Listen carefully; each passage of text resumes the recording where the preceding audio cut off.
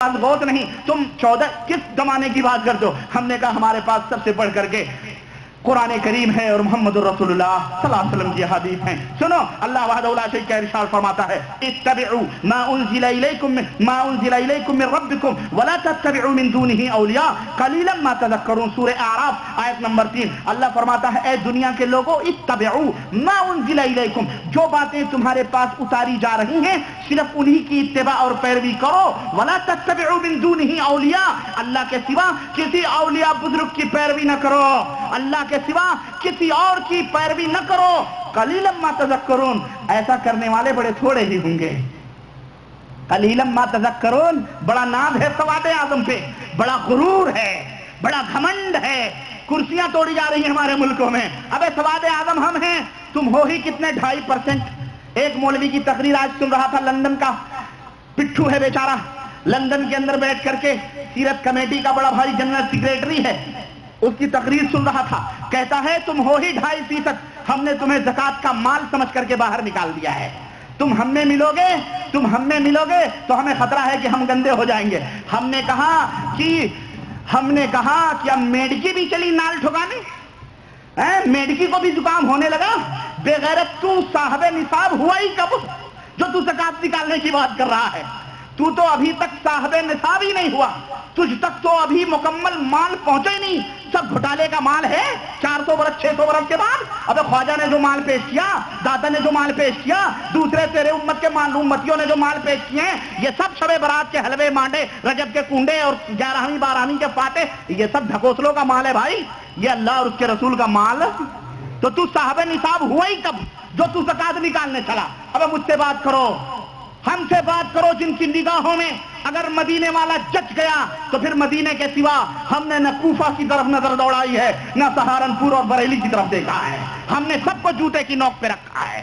ہم نے مدینے کے سوا، مدینے سے اچھی بستی ہمیں کوئی بستی بھی نہیں، مکے سے بہتر ملک وطن ہمیں کوئی وطن نہ ہمیں پیار نہ لگا کسی اور ملک سے۔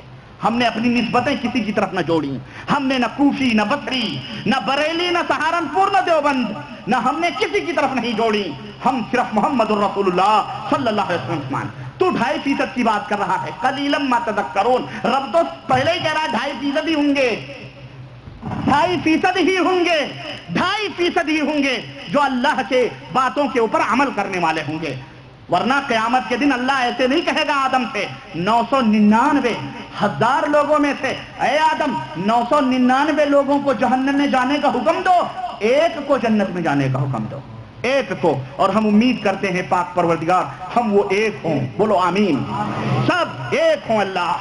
میرے عزیزو، ہماری دعوت کے اندر کوئی لاگ لپیٹ نہیں ہے، کھلی بات ہے، سیدھی بات ہے، پھانسی کے پھندے پہ بھی یہی بولیں گے اور اے سی کے اندر کھڑے ہو کر کے بھی یہی بولیں گے انشاءاللہ تبارک تعالیٰ۔ اس کے اندر کوئی لاگ لپیٹ نہیں ہے، اور نہ ہی ہم کسی شخصیت، نہ ہی کسی جماعت، نہ ہی کسی ملک، نہ ہی کسی وطن کی طرف ہم دعوت دیتے ہیں۔ ہماری دعوت یا تو رب کے قرآن کی ہے یا مصطفیٰ جان رحمت کے فرمان کی ہے، اس کے سوا اور کوئی دعوت ہمارے پاس ہے ہی نہیں۔ ہم یہی سودا لے کے آئے ہیں، بنجارے ہیں، بنجاروں کی طرح ہیں، دیکھو پسند آئے قبول کر لو، نہ پسند آئے تمہاری مرضی ہے، ہم چلے جائیں گے، کسی اور کو دعوت دیں گے، کسی اور کو بلائیں گے، لیکن شرک اور بدعت پہ مرتے ہوئے تمہیں جب ہم دیکھتے ہیں تو ہمارا کلیجہ پھٹ جاتا ہے، ہمارا کلیجہ تڑپ اٹھتا ہے کہ یہ کلمہ پڑھنے والا میرا بھائی خوش عقیدگی میں مارا جا رہا ہے، یہ خوش عقیدگی میں پیٹا جا رہا ہے، کیوں نہ اسے توحید کی دعوت دیں، کیوں نہ اسے شرک سے ڈرائیں، کیوں نہ اسے سنت کی دعوت دیں، بدعت سے دور ہٹائیں۔ تم چیخو چلاؤ کچھ بھی کرو، پوسٹ مارٹم تو ہم ضرور کریں گے انشاءاللہ، آپریشن تو ہم ضرور کریں گے انشاءاللہ، کچھ بھی کہو۔ تو میرے عزیزو، اتبعوا ما انزل الیکم، صرف تمہاری طرف جو اتارا گیا ہے اس کی عبادت کو پیروی کرو، ولا تتبعوا من دونه اولیاء، اللہ کے سوا اور کسی کی اتباع اور پیروی، اللہ کے علاوہ کسی کی، قلیلا ما تذکرون، بہت کم ہی تم لوگ نصیحت۔ اور دوسری کہ اللہ وحدہ لا شریک نے فرمایا اولم یکفہم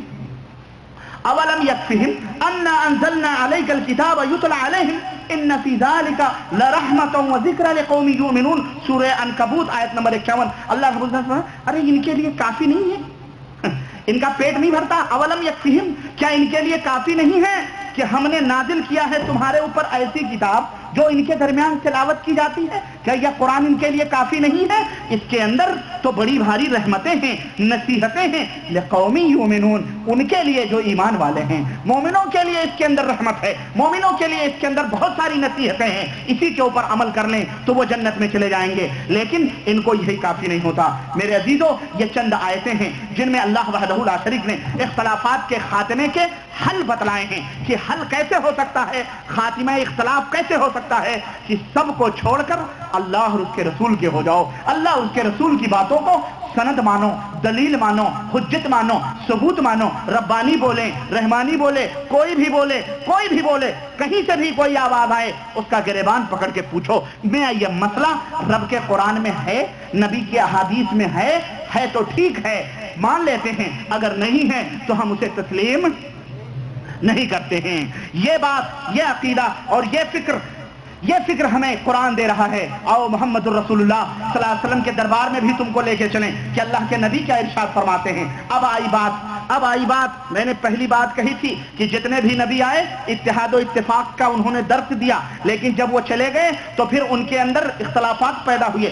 آپ کہہ سکتے ہیں کہ ربانی صاحب کہاں کیسے پتا چلا کہ ان میں اختلافات پیدا ہوئے؟ سنو، ہم نہیں کہتے ہیں، تمہارے اور ہمارے نبی حضرت محمد الرسول اللہ صلی اللہ علیہ وسلم ارشاد فرماتے ہیں، افترقت الیہود علی 71 فرقہ، یہودی 71 فرقوں میں بٹے، وافترقت النصارى علی 72 فرقہ، نصارہ جو ہیں، کرسچن جو ہیں، یہ 72 فرقوں میں بٹے، وستفترق هذه الامہ، اور یہ میری امت جو ہے یہ مختلف ہوگی، یہ تقسیم ہوگی، فرقوں میں بٹے گی، علی 73 فرقہ، 73 فرقوں میں بٹے گی۔ کتنے فرقوں میں؟ 73 فرقوں میں بٹے گی۔ کلھا فی النار، سارے کے سارے جہنمی ہوں گے، الا واحدہ، سوائے ایک فرقے کے، سوائے ایک گروہ کے، وہی جنتی ہوں گے، بقیہ 72 فرقے کہاں جائیں گے؟ جہنم میں جائیں گے۔ قالوا وما هي یا رسول اللہ، صحابہ نے کہا اللہ کے نبی وہ کون سی جماعت ہے؟ قالوا ما انا علیہ واصحابی، اور ایک روایت میں ہے ما انا مثل ما علیہ واصحابی، آج میں جس پر ہوں میرے صحابہ ہیں، اور ایک روایت میں ہے مثل کہتے ہیں مشابہت، جس طرح آج ہم جن ایمان اور عقیدے اور عمل پر ہیں اور میرے صحابہ ہیں، قیامت تک آنے والے اگر اسی ڈگر پر رہیں گے تو وہ جنتیوں کی پہچان ہے، وہی لوگ جنت کے اندر جائیں گے۔ میرے عزیزو، ایک جگہ یہ تو واضح ہو گئی، 72 فرقے جہنمی، ایک فرقہ جنتی۔ حدیث عرباض ابن ساریہ سنو، صحیح بخاری سے ابو داؤد اور ترمذی کی روایت، کہتے ہیں اللہ کے نبی نے ایک دفعہ بہت بڑا خطبہ دیا اور بڑا اچھا خطبہ دیا، ہماری آنکھیں بھر گئیں، دل لرز گئے، ہم نے سوچا شاید یہ نبی کا آخری خطبہ ہو، ہم نے پوچھا کہ اللہ کے نبی ہمیں نصیحت کیجئے، کہنے لگے اوصیکم بتقوی اللہ والسمع والطاعہ، ہم تمہیں سمع و طاعت کی اور اللہ کے تقوی کی نصیحت کرتے ہیں، اور اگر تمہارے اوپر کوئی حبشی غلام بھی حاکم بنا دیا گیا تو اس کی پیروی کرنا، اس کی سمع و طاعت کرنا۔ کیوں؟ اس لیے کہ من یعش منکم، جو شخص تم میں سے زندہ رہے گا، فسیرا اختلافا کثیرا، تو اس دنیا کے اندر جو لوگ زندہ رہیں گے بہت زیادہ اختلاف دیکھیں گے، بہت زیادہ جماعتیں، فرقے، ٹولیاں بنیں گی۔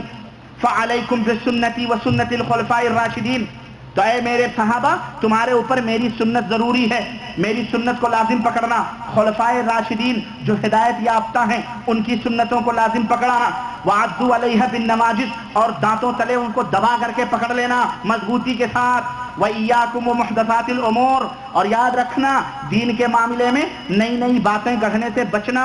کیوں؟ فَإِنَّ كُلَّ مُحْدَثَةٍ بِدْعَةٍ، اس لیے کہ ہر گڑھی ہوئی نئی چیز دین کے اندر ہر گڑھی ہوئی چیز کیا ہے؟ یہ بدعت ہے، اور ایک روایت میں ہے کل بدعت ضلالہ، ہر بدعت گمراہی ہے، وفی روایت، اور ایک روایت میں ہے کل ضلالۃ فی النار، ہر گمراہی جہنم کے اندر لے جانے والی ہے۔ تو میرے عزیزو، اس حدیث پاک کے اندر بھی ہمیں جس بات کا درس اللہ کے نبی دے رہے ہیں وہ یہ دے رہے ہیں کہ جب اختلافات پیدا ہو جائیں، جھگڑے پیدا ہو جائیں، کوئی شکل نظر نہ آئے، تو پھر ایسی صورت میں اس کا حل کیا ہے؟ اللہ کے حبیب بتلا رہے ہیں میری سنت ڈھونڈنا۔ کس کی سنت ڈھونڈنا؟ میری سنت ڈھونڈنا، خلفائے راشدین کی سنت ڈھونڈنا، خلفائے راشدین کی سنت ڈھونڈنا، اور اس